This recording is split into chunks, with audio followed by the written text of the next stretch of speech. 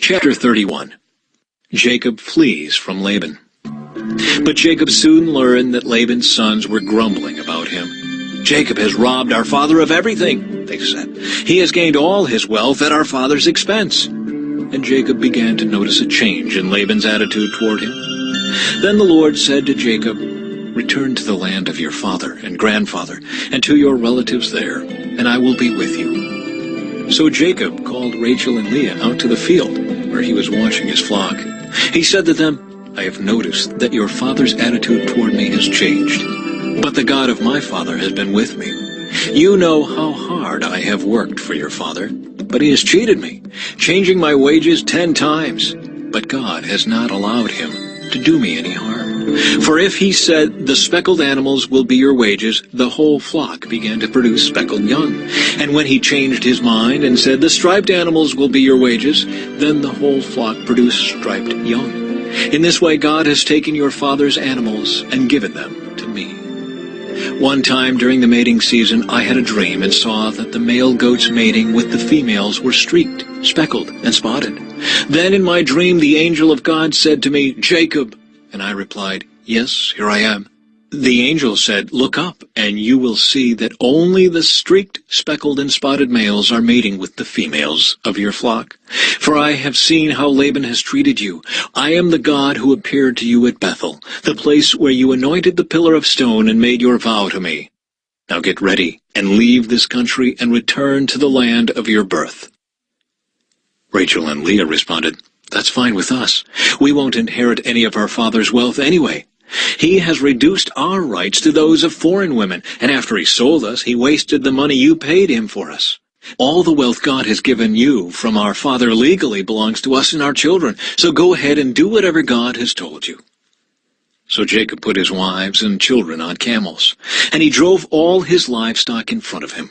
He packed all the belongings he had acquired in Padan Aram and set out for the land of Canaan, where his father Isaac lived. At the time they left, Laban was some distance away, shearing his sheep.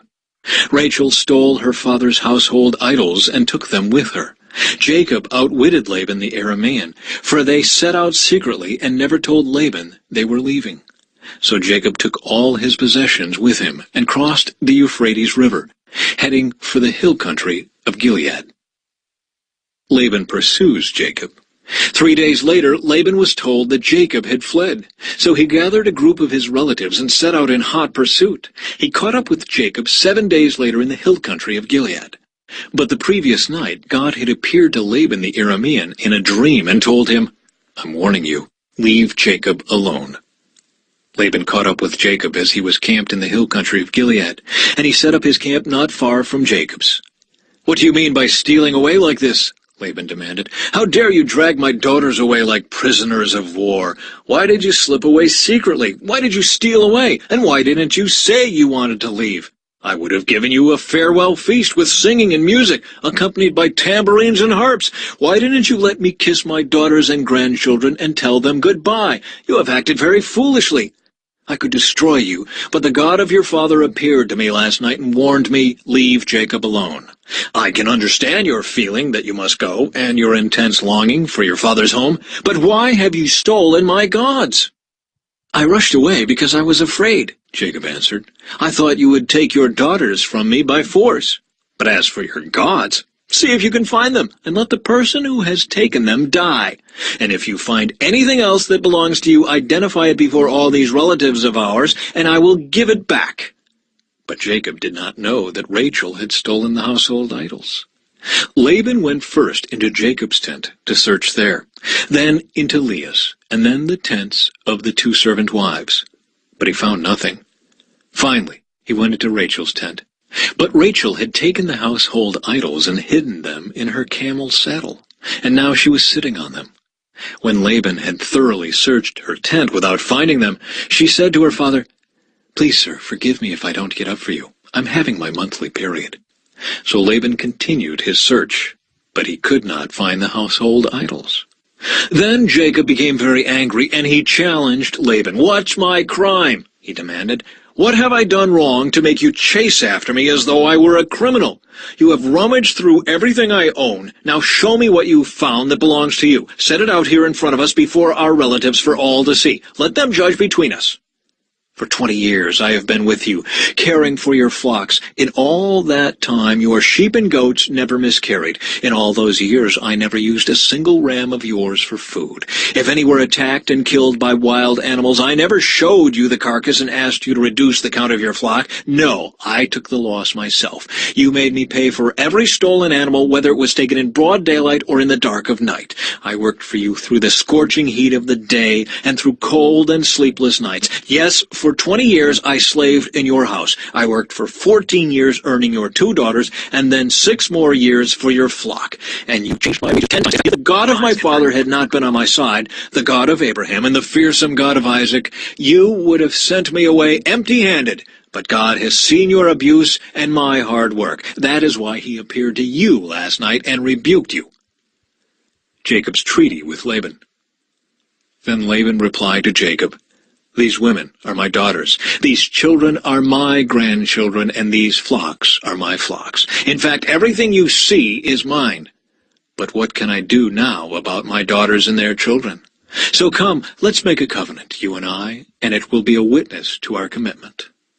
So Jacob took a stone and set it up as a monument. Then he told his family members, Gather some stones. So they gathered stones and piled them in a heap. Then Jacob and Laban sat down beside the pile of stones to eat a covenant meal.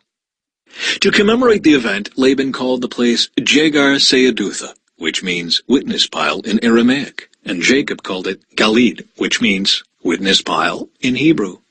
Then Laban declared, This pile of stones will stand as a witness to remind us of the covenant we have made today. This explains why it was called Galid, witness pile.